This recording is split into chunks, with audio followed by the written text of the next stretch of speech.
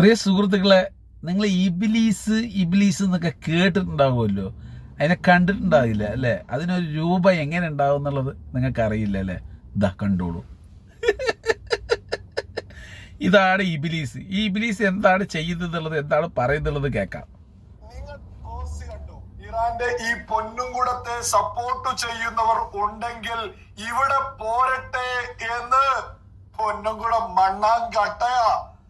ഇറാനിൽ ഹിജാബ് ധരിക്കാത്തതിന്റെ പേരിൽ പോലും കൊല ചെയ്തവൻ, ഇറാനിയൻ ജനതയെ അടക്കി ഭരിച്ച് അടിച്ചമർത്തി മുന്നോട്ട് പോകുന്നവൻ, ഇറാനിയൻ ജനത പോലും ഈ നെറികെട്ടവന് എതിരെയാ.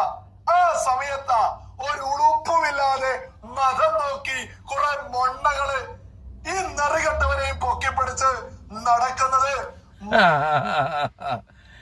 ഈ ഇബിലീസ് ഈ മുസ്ലിങ്ങൾക്കെതിരെ വീഡിയോ ചെയ്തുകൊണ്ട് 3 ലക്ഷം കൂടുതൽ ഫോളോവേഴ്സാണ് യൂട്യൂബിൽ. 2014 മുതൽ 2019 വരെ ഇവൻ്റെ ഫോളോവേഴ്സ് എന്താണെന്നറിയോ? വെറും 5000 ഉണ്ടായിരുന്നുള്ളൂ. എന്ന് ഇവൻ മുസ്ലിമിൻ്റെ ചോര കുടിക്കാൻ തുടങ്ങിയോ അന്ന് മുതൽ ഇവനക്ക് 3 ലക്ഷത്തിൻ്റെ അടുത്ത് ഇപ്പോൾ ഫോളോവേഴ്സ് കടന്നു. എന്നിട്ട് ഇവൻ മാക്സിമം മുസ്ലിങ്ങളെ അപമാനിക്കുക, മുസ്ലിങ്ങളെ കയറി ആക്രമിക്കുക, ഇതൊക്കെയാണ്. ഇവനക്കെതിരെ ഒരു മുസ്ലിങ്ങളും കേസായിട്ട് വന്നിട്ടില്ല. അതിൻ്റെ കാര്യം എന്താണെന്ന് എനിക്ക് മനസ്സിലായില്ല കേട്ടോ. മുസ്ലിങ്ങളിൽ ഒരുപാട് വക്കീലന്മാരും ഡോക്ടർമാരും മറ്റുള്ള പൈസക്കാരൊക്കെ ഉണ്ട്. ഇവൻ്റെ വീഡിയോസൊക്കെ കാണുന്നുണ്ട്. ഇവൻ നിരന്തരം മുസ്ലിങ്ങളെ ആക്രമിച്ചുകൊണ്ടിരിക്കുക. അതായത് മറ്റുള്ള മതക്കാരെക്കാൾ ഏറ്റവും കൂടുതൽ ആക്രമിക്കുന്നത് ഈ ഇബിലീസാണ്. ഇവനക്കെതിരെ ഒരാളും കേസ് കൊടുക്കാനില്ല. ഇതേ സമയം ഇത് മറ്റുള്ള മതക്കാർക്കെതിരെ പറഞ്ഞിട്ടുണ്ടെങ്കിലുണ്ടല്ലോ, ഇന്ന് ഇവനക്ക് കേസും കൊണ്ട് ഇറങ്ങാൻ കഴിയില്ല. നമ്മുടെ ആളുകൾക്ക് അങ്ങനത്തെ ഒരു ഇതില്ല. അതാണ് അതിൻ്റെ പ്രശ്നം. അതുകൊണ്ടാണ് ഇവനൊക്കെ ഇങ്ങനെ നാവാടുന്നത്.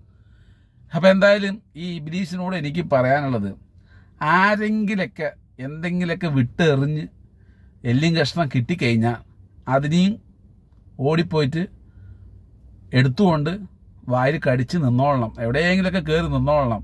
മനസ്സിലായ? ഒരിക്കലും കളത്തിറങ്ങരുത്. മനസ്സിലായ? നിൻ്റെ ഈ നശിച്ച വായും കൊണ്ട് ആണുങ്ങൾ തമ്മിൽ യുദ്ധങ്ങൾ ചെയ്യട്ടെ. ഒരു റിസൾട്ട് വരും. മനസ്സിലായോ?